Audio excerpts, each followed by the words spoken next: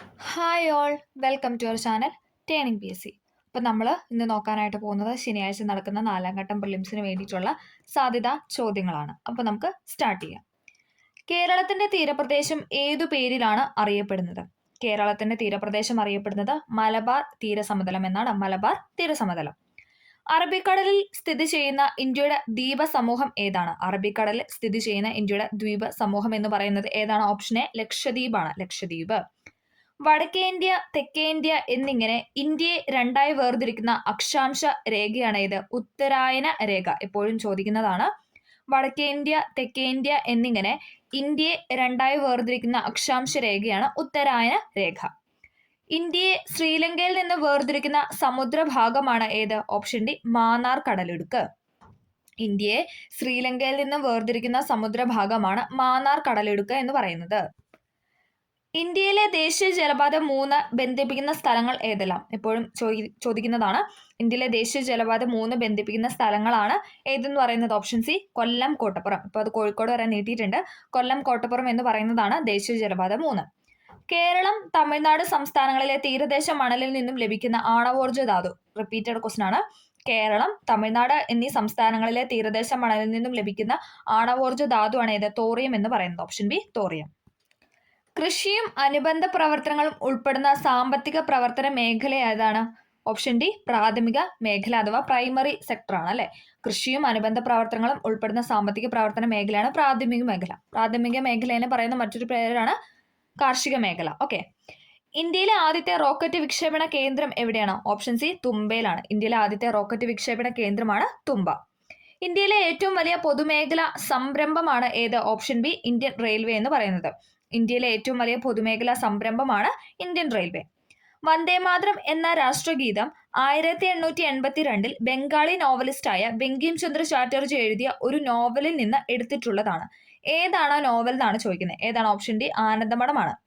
വന്ദേമാതരം എന്ന രാഷ്ട്രഗീതം 1882 ബംഗാളി നോവലിസ്റ്റായ ബങ്കിം ചന്ദ്ര ചാറ്റർജി എഴുതിയ ആനന്ദമഠം എന്ന നോവലിൽ നിന്ന് എടുത്തിട്ടുള്ളതാണ്. ഇന്ത്യയുടെ ദേശീയ ഗാനം പാടി തീർക്കുവാൻ എടുക്കേണ്ട സമയപരിധി ഇന്ത്യ ഗവൺമെന്റിന്റെ ചട്ടപ്രകാരം എത്ര സെക്കൻഡ് ആണെന്ന് വെച്ചാൽ എത്രയാണ്? 52 സെക്കൻഡ് ആണ്. ചുരുക്കി പറയുന്നത് 20 സെക്കൻഡ് കൊണ്ടാണ്. 20 സെക്കൻഡ്. ഇന്ത്യൻ ഭരണഘടനയിൽ 1976 ഒരു ഭരണഘടനാ ഭേദഗതി നിയമം വഴിയാണ് മൗലിക ചുമതലകൾ ഉൾപ്പെടുത്തിയത്. താഴെ പറയുന്ന ഏത് ഭേദഗതി നിയമം അനുസരിച്ചാണ് 10 ചുമതലകൾ ഇന്ത്യൻ ഭരണഘടനയിൽ ഉൾപ്പെടുത്തിയത് എന്നാണ് ചോദിക്കുന്നത്. ഏതാണ്? 42ാം ഭേദഗതിയാണ്. ഓപ്ഷൻ സി 42ാം ഭേദഗതി 1976. ഇന്ത്യൻ ഭരണഘടന ഭാഗം 3 പൗരന്മാർക്ക് ചില മൗലിക അവകാശങ്ങൾ ഉറപ്പു നൽകുന്നു. താഴെ പറയുന്നതിൽ ഒരു അവകാശം ഭാഗം 3 ഉൾപ്പെടുത്തിയിട്ടില്ല. ഏതാണ് ആ അവകാശം എന്നാണ് ചോദിക്കുന്നത്. ഏതാണ്? ഓപ്ഷൻ ബി ആണ്. തുല്യ ജോലിക്ക് തുല്യ വേതനം എന്നുള്ള അവകാശം എന്താണ്? മൗലിക അവകാശങ്ങളിൽ പെടുന്നതല്ല. ഓക്കെ. വ്യക്തി സ്വാതന്ത്ര്യത്തിനുള്ള അവകാശം, ഇഷ്ടമുള്ള മതത്തിൽ വിശ്വസിക്കാനുള്ള അവകാശം, സമത്വത്തിനുള്ള അവകാശം എന്നൊക്കെ പറയുന്നത് പാർട്ട് 3 മൗലിക അവകാശങ്ങളിൽ ഉൾപ്പെടുന്നതാണ്. ഇന്ത്യൻ ഭരണഘടനയുടെ വകുപ്പ് ആർട്ടിക്കിൾ 21A 6 മുതൽ 14 വയസ്സ് വരെയുള്ള കുട്ടികൾക്ക് സൗജന്യവും നിർബന്ധിതവുമായ വിദ്യാഭ്യാസം ഒരു മൗലിക അവകാശമായി ഉറപ്പു നൽകുന്നു. ഏതു ഭരണഘടനാ ഭേദഗതി നിയമം അനുസരിച്ചാണ് ഈ വകുപ്പ് ഭരണഘടനയിൽ ഉൾപ്പെടുത്തിയത് എന്നാണ് ചോദിക്കുന്നത്. അതായത് 21A എന്ന ആർട്ടിക്കിൾ കൂട്ടിച്ചേർത്ത ഭേദഗതിയാണ് ചോദിക്കുന്നത്. ഏതാണ് ഭേദഗതി? ഓപ്ഷൻ എ 86ാം ഭേദഗതി അല്ലെ. 2002 86ാം ഭേദഗതി പ്രകാരമാണ് 6 മുതൽ 14 വയസ്സുള്ള കുട്ടികൾക്ക് സൗജന്യവും നിർബന്ധിതവുമായ വിദ്യാഭ്യാസം ഒരു മൗലിക അവകാശമായിട്ട് ഉറപ്പ് നൽകിയത്. ഏതാണ് കൂട്ടിച്ചേർത്ത ആർട്ടിക്കിൾ എന്ന് ചോദിച്ചാൽ 21A ആണ്. അടുത്തത്, ഇന്ത്യൻ ഭരണഘടനയിൽ ഭരണഘടനാ രൂപീകരണ വേളയിൽ ഒരു മൗലിക അവകാശമായി ഉൾപ്പെടുത്തുകയും പിന്നീട് 44ാം ഭരണഘടനാ ഭേദഗതിയിലൂടെ എടുത്തു മാറ്റപ്പെടുകയും ചെയ്ത അവകാശം താഴെ പറയുന്നതിൽ ഏതാണെന്ന് തിരിച്ചറിയാനാണ് പറഞ്ഞിരിക്കുന്നത്. ഏതാണ്? ഓപ്ഷൻ ഡി സ്വത്തവകാശമാണ്. എപ്പോഴും ചോദിക്കുന്നതാണ്. സ്വത്തവകാശം എന്ന് പറയുന്നത് ഇപ്പോൾ മൗലികാവകാശമല്ല, നിയമാവകാശമാണ്. 44ാം ഭരണഘടനാ ഭേദഗതി പ്രകാരമാണ് സ്വത്തവകാശത്തെ മൗലികാവകാശത്തിൽ നിന്നും നീക്കം ചെയ്തത്. ഇപ്പം നിലവിലെ സ്വത്തവകാശം ഏത് ആർട്ടിക്കിൾ ആണെന്ന് ചോദിച്ചാൽ 300A ഉള്ളത്. ഓക്കെ. താഴെ പറയുന്നതിൽ ഏത് വകുപ്പിനെയാണ് ഡോക്ടർ BR അംബേദ്കർ ഇന്ത്യൻ ഭരണഘടനയുടെ ആത്മാവ് എന്ന് വിശേഷിപ്പിച്ചത്? 32ാം വകുപ്പിനെയാണ്. ഓക്കെ. 32ാം വകുപ്പിനെയാണ് ഡോക്ടർ BR അംബേദ്കർ ഭരണഘടനയുടെ ആത്മാവ് എന്ന് വിശേഷിപ്പിച്ചത്. 32ാം വകുപ്പ് എന്താണ് പറയുന്നത്? അല്ലെ, സുപ്രീം കോടതിക്ക് റിട്ട് അധികാരം നൽകുന്ന വകുപ്പാണ് 32 എന്ന് പറയുന്നത്. ഓക്കെ. വിവരാവകാശ നിയമം ഇന്ത്യൻ പാർലമെന്റ് ഏത് വർഷമാണ് പാസ്സാക്കിയത്? വിവരാവകാശ നിയമം ഇന്ത്യൻ പാർലമെന്റ് പാസ്സാക്കിയത് 2005 2005. ജീവിതരസങ്ങൾ എന്ന പേരിൽ ആത്മകഥ എഴുതിയ കലാകാരൻ ആരാണ്? ജീവിതരസങ്ങൾ എന്ന പേരിൽ ആത്മകഥ എഴുതിയ കലാകാരനാണ് ചേമഞ്ചേരി കുഞ്ഞിരാമൻ നായർ എന്ന് പറയുന്നത്. ചേമഞ്ചേരി കുഞ്ഞിരാമൻ നായരാണ് ജീവിതരസങ്ങൾ എന്ന പേരിൽ ആത്മകഥ എഴുതിയത്. കേരള സിംഹം എന്ന കൃതിയുടെ കർത്താവാണ് ആര്? സർദാർ കെ.എം. പണിക്കർ. കേരള സിംഹം എന്ന കൃതിയുടെ കർത്താവാണ് സർദാർ കെ.എം. പണിക്കർ. കേരള സിംഹം എന്ന സർദാർ കെ.എം. പണിക്കരെ വിശേഷിപ്പിച്ച് പഴശ്ശിരാജനെയാണ്. ഓക്കെ, പഴശ്ശിരാജ. ചാന്ദ്രയാൻ 2 ദൗത്യത്തിന് നേതൃത്വം നൽകിയ ഇന്ത്യൻ ബഹിരാകാശ ഗവേഷണ സംഘടനയുടെ ചെയർമാൻ ആരായിരുന്നു? ചാന്ദ്രയാൻ 2 ദൗത്യത്തിന് നേതൃത്വം നൽകിയ ചെയർമാൻ ആണ് ചോദിക്കുന്നത്. ഏതാണ്? ഓപ്ഷൻ ബി കെ ശിവനാണ്. കെ ശിവൻ. ഇനി ചാന്ദ്രയാൻ 3 ആണെങ്കിൽ അത് എസ് സോമനാഥ് ആണ്. എസ് സോമനാഥ്. ഇന്ത്യയിലെ സമൂഹശാസ്ത്രം അഥവാ സോഷ്യോളജി എന്ന പഠനശാഖ ആദ്യമായി ആരംഭിച്ചത് ഏത് സർവകലാശാലയാണെന്ന് ചോദിച്ചാൽ ഏതാണ്? ഓപ്ഷൻ സി ബോംബെ യൂണിവേഴ്സിറ്റി ആണ്. ഇന്ത്യയിലെ സമൂഹശാസ്ത്രം അഥവാ സോഷ്യോളജി എന്ന പഠനശാഖ ആദ്യമായി ആരംഭിച്ചത് ബോംബെ യൂണിവേഴ്സിറ്റിയിലാണ്. വിവരാവകാശ നിയമത്തിനായി പ്രയത്നിച്ച രാജസ്ഥാനിലെ സംഘടനയാണ് ഏതെന്ന് പറയുന്നത്? മസ്ദൂർ കിസാൻ ശക്തി സംഘാടൻ. മസ്ദൂർ കിസാൻ ശക്തി സംഘാടനാണ് വിവരാവകാശ നിയമത്തിനായി പ്രയത്നിച്ച രാജസ്ഥാനിലെ സംഘടന. നീതി ആയോഗിന്റെ ഉപാധ്യക്ഷൻ ആരാണ്? നീതി ആയോഗിന്റെ നിലവിലെ ഉപാധ്യക്ഷൻ എന്ന് പറയുന്നത് സുമൻ ബെറിയാണ്. ആ സമയത്ത് അരവിന്ദ് പനഗരയാണ്. ഇപ്പൊ അദ്ദേഹം മാറിയിട്ടുണ്ട്. സുമൻ ബെറിയാണ് ഇപ്പൊ നിലവിലെ ഉപാധ്യക്ഷൻ എന്ന് പറയുന്നത്. ഇന്ത്യയിൽ ചരക്ക് സേവന നികുതി നിലവിൽ വന്നത് എന്നാണ്? ഇന്ത്യയിൽ ചരക്കു സേവന നികുതി നിലവിൽ വന്നത് ഓപ്ഷൻ സി 2017 ജൂലൈ 1 റിപ്പീറ്റഡ് ചെയ്യുന്ന ക്വസ്റ്റൻ ആണ്. 2017 ജൂലൈ 1 ഇന്ത്യയിലെ GST goods and service tax അഥവാ ചരക്ക് സേവന നികുതി നിലവിൽ വന്നത്. 2019 ജ്ഞാനപീഠം അവാർഡ് നേടിയ മലയാള സാഹിത്യകാരനാണ് ആരെന്ന് പറയുന്നത്? Option C Akkitham Achuthan Namboothiri. 2019 Jnanpith award നേടിയ മലയാള സാഹിത്യകാരനാണ് അക്കിത്തം അച്യുതൻ നമ്പൂതിരി. അയ്യങ്കാളിയെ സംബന്ധിച്ച പ്രസ്താവനകളിൽ ശരിയായത് കണ്ടെത്താനാണ് പറഞ്ഞിരിക്കുന്നത്. അയ്യങ്കാളിയെ സംബന്ധിച്ച പ്രസ്താവനകൾ ശരിയായിട്ട് കൊടുത്തിരിക്കുന്ന ഓപ്ഷൻ ബി 3ഉം 4ഉമാണ്. 1937 അയ്യങ്കാളിയെ സന്ദർശിച്ച ഗാന്ധിജി അദ്ദേഹത്തെ പുലയ രാജാവെന്ന് വിശേഷിപ്പിച്ചു. 1937 അയ്യങ്കാളിയെ ഗാന്ധിജി സന്ദർശിച്ചത്. അന്നേരം ഗാന്ധിജി അദ്ദേഹത്തെ വിശേഷിപ്പിച്ച് പുലയ രാജാവെന്നാണ്. സാധുജന പരിപാലന സംഘം സ്ഥാപിച്ചു.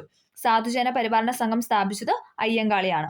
അടുത്തത് തിരുവിതാംകൂറിൽ നടന്ന രാഷ്ട്രീയ പ്രക്ഷോഭങ്ങളെ സംബന്ധിച്ച് ശരിയായ പ്രസ്താവന കണ്ടെത്താനാണ് പറഞ്ഞിരിക്കുന്നത്. തിരുവിതാംകൂറിൽ നടന്ന രാഷ്ട്രീയ പ്രക്ഷോഭങ്ങളെ സംബന്ധിച്ച് ശരിയായത്. ഇവിടെ ശരിയായിട്ട് കൊടുത്തിരിക്കുന്ന ഓപ്ഷൻ സി 3 മാത്രമാണ്. 1932 സംവരണം ആവശ്യപ്പെട്ട് ക്രിസ്ത്യൻ, മുസ്ലിം, ഈഴവ സമുദായം ചേർന്ന് നിവർത്തന പ്രക്ഷോഭം സംഘടിച്ചു എന്നാണ് പറയുന്നത്. ശരിയാണല്ലേ? 1932 നിവർത്തന പ്രക്ഷോഭം നടന്നത്.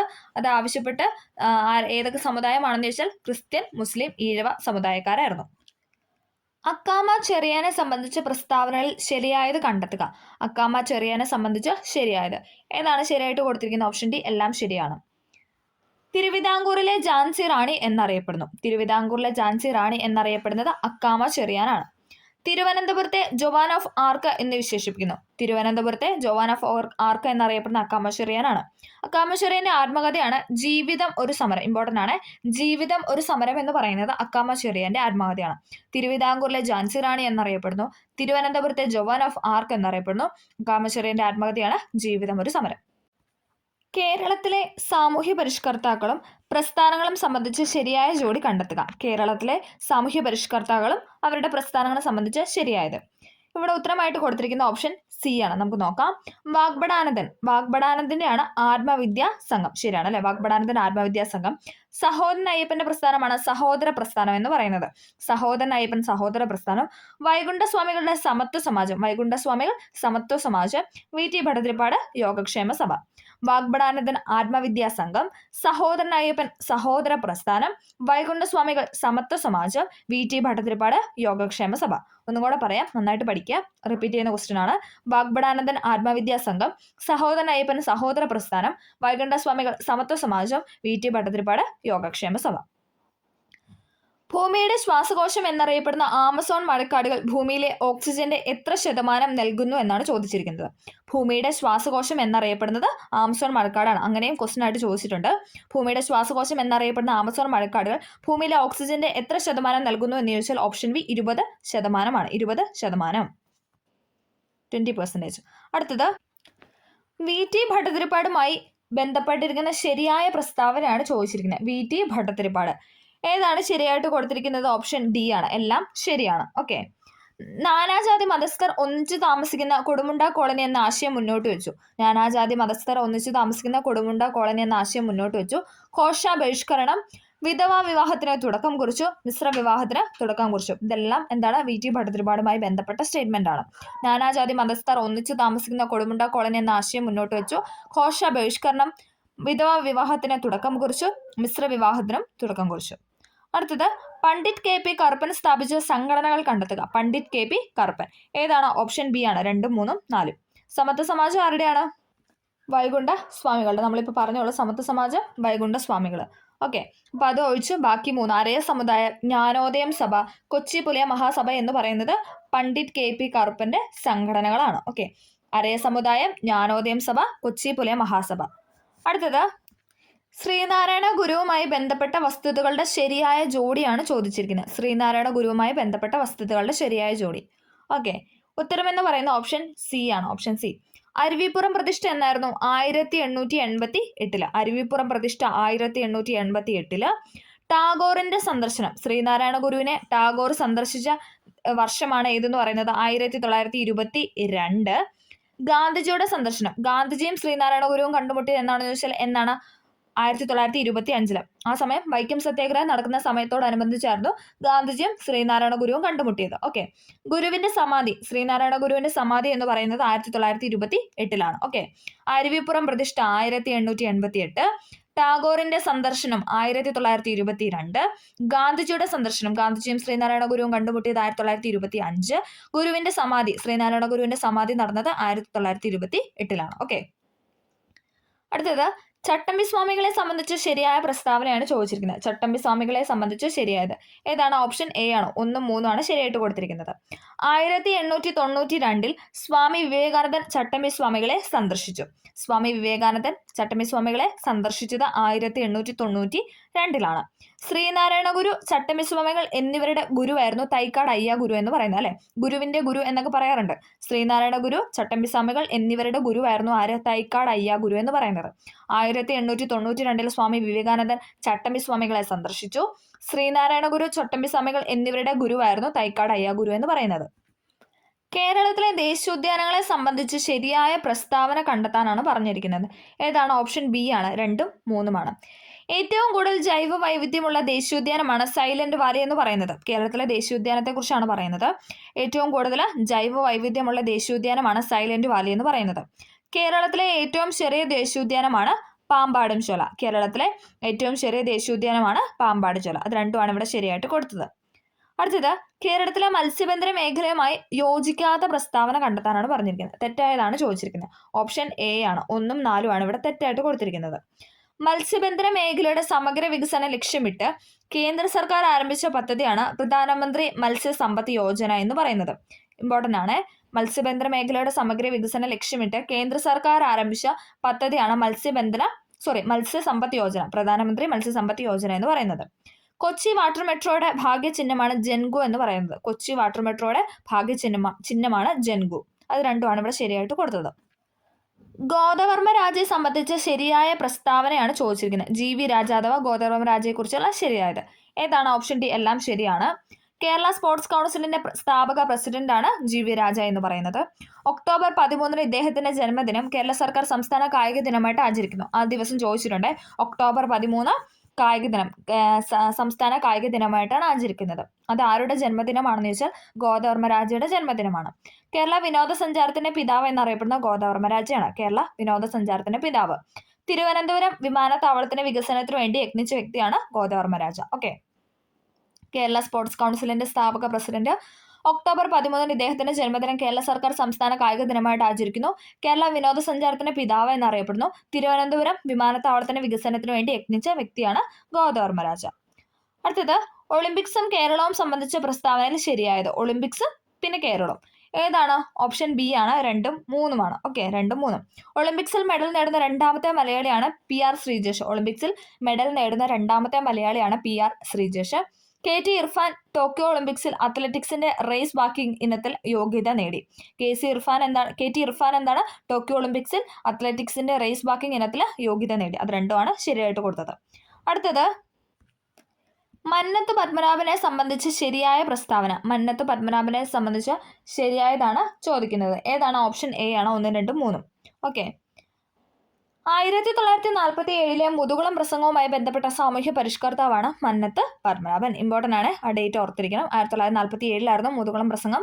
അതുമായി ബന്ധപ്പെട്ട സാമൂഹ്യ പരിഷ്കർത്താവാണ് മന്നത്ത് പത്മനാഭൻ. 1959 വിമോചന സമരത്തിന് നേതൃത്വം നൽകി. വിമോചന സമരത്തിന് നേതൃത്വം നൽകിയത് മന്നത്ത് പത്മനാഭനാണ്. 1959. ഭാരതകേസരി എന്നറിയപ്പെടുന്ന നവോത്ഥാന നായകനാണ് മന്നത്ത് പത്മനാഭൻ. ഭാരതകേസരി എന്നറിയപ്പെടുന്ന നവോത്ഥാന നായകനാണ് മന്നത്ത് പത്മനാഭൻ. ഇത് മൂന്നുമാണ് ശരിയായിട്ട് കൊടുത്തിട്ടുള്ളത്. ശരീരപേശികളിൽ ഏറ്റവും കൂടിയ അളവിൽ കാണപ്പെടുന്ന ധാതു ഏതാണ്? ശരീരപേശികളിൽ ഏറ്റവും കൂടിയ അളവിൽ കാണപ്പെടുന്ന ധാതുവാണ് ഓപ്ഷൻ സി പൊട്ടാസ്യം എന്ന് പറയുന്നത്. മനുഷ്യ ശരീരത്തിലെ 24 മണിക്കൂർ ദിനതാളക്രമം നിയന്ത്രിക്കുന്ന ഹോർമോണാണ് ഏതെന്ന് പറയുന്നത്? Option D melatonin. മനുഷ്യ ശരീരത്തിലെ 24 മണിക്കൂർ ദിനതാളക്രമം നിയന്ത്രിക്കുന്ന ഹോർമോണാണ് മെലാട്ടോണിൻ. അക്രമങ്ങൾ, അപകടങ്ങൾ, പ്രകൃതി ദുരന്തങ്ങൾ എന്നിവയ്ക്ക് ഇരയാകുന്ന ഭിന്നശേഷിക്കാർക്ക് ധനസഹായം നൽകുന്ന കേരള സർക്കാർ പദ്ധതിയാണ് ഏതെന്ന് പറയുന്ന? ഓപ്ഷൻ സി പരിരക്ഷ. ഇമ്പോർട്ടൻ്റ് ആണ്. അക്രമങ്ങൾ, അപകടങ്ങൾ, പ്രകൃതി ദുരന്തങ്ങൾ എന്നിവയ്ക്ക് ഇരയാകുന്ന ഭിന്നശേഷിക്കാർക്ക് ധനസഹായം നൽകുന്ന കേരള സർക്കാരിൻ്റെ പദ്ധതിയാണ് പരിരക്ഷ. 1987 വായു ഭേദഗതി നിയമത്തിൽ, അതായത് മലിനീകരണം തടയലും നിയന്ത്രണവും ഭേദഗതി നിയമത്തിൽ ദോഷകരമായ വസ്തുക്കളുടെ പട്ടികയിൽ ഉൾപ്പെടുത്തിയതാണ് ഏതെന്ന് പറയുന്നത്? ഓപ്ഷൻ എ ശബ്ദം എന്ന് പറയുന്നത്, സൗണ്ട് പൊല്യൂഷൻ അല്ലെ. 1987 വായു ഭേദഗതി നിയമത്തിൽ ദോഷകരമായ വസ്തുക്കളുടെ പട്ടികയിൽ ഉൾപ്പെടുത്തിയത് ശബ്ദമാണ്. ആദാമിന്റെ മകൻ അബു എന്ന ചിത്രത്തിലൂടെ മികച്ച നടനുള്ള ദേശീയ അവാർഡ് നേടിയത് ഓപ്ഷൻ ഡി സലിംകുമാർ ആണ്. ആദാമിന്റെ മകൻ അബു എന്ന ചിത്രത്തിലൂടെ മികച്ച നടനുള്ള ദേശീയ അവാർഡ് നേടിയത് സലിംകുമാർ ആണ്. നജീബ് ഏതു പ്രധാന കൃതിയിലെ കഥാപാത്രമാണെന്ന് ചോദിച്ചാൽ ഏതാണ്? ഓപ്ഷൻ ഡി ആടുജീവിതമാണ്. എല്ലാവർക്കും അറിയാം, നജീബ് എന്ന കഥാപാത്രം ആടുജീവിതം എന്ന കൃതിയിലേതാണ്. സ്റ്റേറ്റ് ബാങ്ക് ഓഫ് ഇന്ത്യയുടെ ബ്രാൻഡ് അംബാസിഡറായി നിയമിതനായ ക്രിക്കറ്ററാണ് ആര്? Option A Sachin Tendulkar. State bank of ഇന്ത്യയുടെ ബ്രാൻഡ് അംബാസിഡറായി നിയമിതനായ ക്രിക്കറ്ററാണ് സച്ചിൻ ടെണ്ടുൽക്കർ. ഭരണഘടനാ നിർമ്മാണ സഭയുടെ ആദ്യത്തെ സമ്മേളനം നടന്നത്? ഭരണഘടനാ നിർമ്മാണ സഭയുടെ ആദ്യത്തെ സമ്മേളനം നടന്നത് 1949 ഡിസംബർ 9-നാണ്. 9-ന് ഡൽഹിയിൽ വെച്ചിട്ടാണ് ഭരണഘടനാ നിർമ്മാണ സഭയുടെ ആദ്യത്തെ സമ്മേളനം നടന്നത്. 1949 ഡിസംബർ 9-ന് ഡൽഹിയിൽ വെച്ച്. ഭരണഘടനാ നിർമ്മാണ സഭ രൂപീകരിച്ച എന്നായിരുന്നു? ഡിസംബർ 6-നായിരുന്നു. ഡിസംബർ 6-നാണ് ഭരണഘടനാ നിർമ്മാണ സഭ രൂപീകരിച്ചത്. ഇനി ജവഹർലാൽ നെഹ്റു ലക്ഷ്യപ്രമേയം അവതരിപ്പിച്ചു ചോദിച്ചാൽ ഡിസംബർ 13-നാണ്. ലക്ഷ്യപ്രമേയം നെഹ്റു അവതരിപ്പിച്ചത് ഡിസംബർ 13-നാണ്. ഓക്കെ. ഭരണഘടനാ നിർമ്മാണ സഭയുടെ ആദ്യത്തെ സമ്മേളനം നടന്നത് 1949 ഡിസംബർ 9-ന് ഡൽഹിയിൽ വെച്ചിട്ടായിരുന്നു. അടുത്തത്, തദ്ദേശ സ്ഥാപനങ്ങൾക്ക് ഭരണഘടനാപരമായ അംഗീകാരം നൽകണമെന്ന് 1989 ശുപാർശ ചെയ്തത് ആരാണെന്നാണ് ചോദിക്കുന്നത്. ആരാണ്? ഓപ്ഷൻ സി PK തുങ്കൻ കമ്മിറ്റിയാണ്. ഇമ്പോർട്ടൻ്റ് ആണ്. തദ്ദേശ സ്ഥാപനങ്ങൾക്ക് ഭരണഘടനാപരമായ അംഗീകാരം നൽകണമെന്ന് 1989 ശുപാർശ ചെയ്തത് PK തുങ്കൻ കമ്മിറ്റിയാണ്. താഴെ കൊടുത്തിരിക്കുന്നതിൽ ഹൈക്കോടതിക്ക് നൽകാൻ കഴിയുന്ന ഉത്തരവ് ഏതൊക്കെയെന്നാണ് ചോദിച്ചിരിക്കുന്നത്. ഏതാണ്? Option C 1, 2, 3. ഈ 3 ഉത്തരവ് എന്താണ്? റിട്ടുമായിട്ട് ബന്ധപ്പെട്ടതാണ് അല്ലേ. ഹൈക്കോടതിക്ക് റിട്ടധികാരം നൽകുന്ന വകുപ്പാണ് ആർട്ടിക്കിൾ 226 എന്ന് പറയുന്നത്. അതേപ്രകാരം ഹെബിയസ് കോർപ്പസ്, കോവാറന്റ്, സോർഷ്യറി, പ്രൊഹിബിഷൻ എന്നൊക്കെ പറയുന്ന 5 തരം റിട്ടും എന്താണ്? ഹൈക്കോടതിക്കും നൽകാൻ കഴിയുന്ന ഉത്തരവ് തന്നെയാണ്. ഓക്കെ. ഹൈക്കോടതിക്കും സുപ്രീം കോടതിക്കുമാണ് റിട്ടധികാരമുള്ളത്. സുപ്രീം കോടതിയുടെ റിട്ടധികാരം ചോദിച്ചാൽ ആർട്ടിക്കിൾ 32 ഹൈക്കോടതിയുടെ റിട്ടധികാരമാണ് 226 ആർട്ടിക്കിൾ. ഓക്കെ. താഴെ കൊടുത്തതിൽ നിർദ്ദേശക തത്വങ്ങളിൽ ഉൾപ്പെടുന്നതാണ് ചോദിക്കുന്നത്. ഏതാണ്? ഓപ്ഷൻ ഡി ആണ് 2, 4. അന്തർദേശ സമാധാനവും സുരക്ഷിതത്വവും പരിസ്ഥിതി സംരക്ഷണം. നിർദ്ദേശക തത്വങ്ങളിൽ ഉൾപ്പെടുന്നതാണ് ചോദിച്ചിരിക്കുന്നത്. അന്തർദേശ സമാധാനം, സുരക്ഷിതത്വം, പരിസ്ഥിതി സംരക്ഷണം എന്ന് പറയുന്നത് നിർദ്ദേശക തത്വങ്ങളിൽ ഉൾപ്പെടുന്നതാണ്.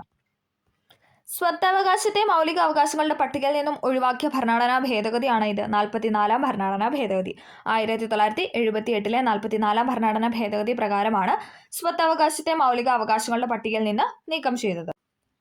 പ്രാചീന മലയാളം എന്ന പുസ്തകത്തിന്റെ രചയിതാവ് ആരാണ്? പ്രാചീന മലയാളം എന്ന പുസ്തകത്തിന്റെ രചയിതാവിന്റെ പേരാണ് ചട്ടമ്പി സ്വാമികൾ. ഓപ്ഷൻ സി ചട്ടമ്പി സ്വാമികളാണ് പ്രാചീന മലയാളം എന്ന ഗ്രന്ഥത്തിന്റെ കർത്താവ്. കുളച്ചിൽ യുദ്ധം നടന്നത് ആരൊക്കെ തമ്മിലാണ്? കുളച്ചിൽ യുദ്ധം നടന്നത് മാർത്താണ്ഡവർമ്മയും ഡച്ചുകാരും തമ്മിലാണ്. കുളച്ചിൽ യുദ്ധം നടന്നത് മാർത്താണ്ഡവർമ്മയും ഡച്ചുകാരും തമ്മിലാണ്. 1921 ആദ്യത്തെ അഖില കേരള പ്രൊവിൻഷ്യൽ സമ്മേളനം നടന്നത് എവിടെയാണ്? 1921 ആദ്യത്തെ അഖില കേരള പ്രൊവിൻഷ്യൽ സമ്മേളനം നടന്നത് ഓപ്ഷൻ ബി ഒറ്റപ്പാലത്ത് വെച്ചിട്ടായിരുന്നു.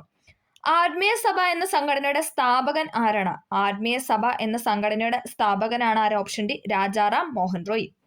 രാജാറാം മോഹൻ റോയ് ആണ് ആത്മീയ സഭ എന്ന സംഘടനയുടെ സ്ഥാപകൻ. താഴെ പറയുന്നവയിൽ ഏതാണ് ബ്രിട്ടീഷ് ഭരണകാലത്ത് കേന്ദ്രത്തിൽ ഒരു ദ്വിസഭ നിയമനിർമ്മാണത്തിന് നൽകിയിട്ടുള്ളത്? ഇവിടെ 4 ആക്ട് തന്നിട്ടുണ്ട്. ഏതാണ് ഉത്തരം എന്ന് പറയുന്ന ഓപ്ഷൻ എ ആക്ട് ഓഫ് 1919 ആണ്. താഴെ പറയുന്നതിൽ ഏതാണ് ബ്രിട്ടീഷ് ഭരണകാലത്തെ കേന്ദ്രത്തിൽ ഒരു ദ്വിസഭ നിയമനിർമ്മാണത്തിന് നൽകിയിട്ടുള്ളതെന്ന് ചോദിച്ചാൽ ആക്ട് ഓഫ് 1919 ആണ്. 1920 INC സെക്ഷൻ നിസ്സഹകരണ പ്രസ്ഥാനത്തിന് അംഗീകാരം നൽകി. എവിടെയാണ് സെഷൻ നടന്നതെന്നാണ് ചോദിക്കുന്നത്. ഏതാണ്? ഓപ്ഷൻ ബി നാഗ്പൂരിലാണ്. 1920 INC സെഷൻ നടന്നത് നാഗ്പൂരിലാണ്. 1920 INC സെഷൻ നാഗ്പൂർ. അടുത്തത് മാർഗനിർദ്ദേശക തത്വങ്ങളിൽ കുടിൽ വ്യവസായത്തെക്കുറിച്ച് പ്രതിപാദിക്കുന്ന വകുപ്പാണ് ചോദിച്ചിരിക്കുന്നത്. മാർഗനിർദ്ദേശക തത്വങ്ങളിൽ കുടിൽ വ്യവസായത്തെക്കുറിച്ച് പ്രതിപാദിക്കുന്ന വകുപ്പാണ് ഏത്? ഓപ്ഷൻ ഡി 43-ാം വകുപ്പിലാണ് കുടിൽ വ്യവസായത്തെക്കുറിച്ച് പരാമർശിക്കുന്നത്.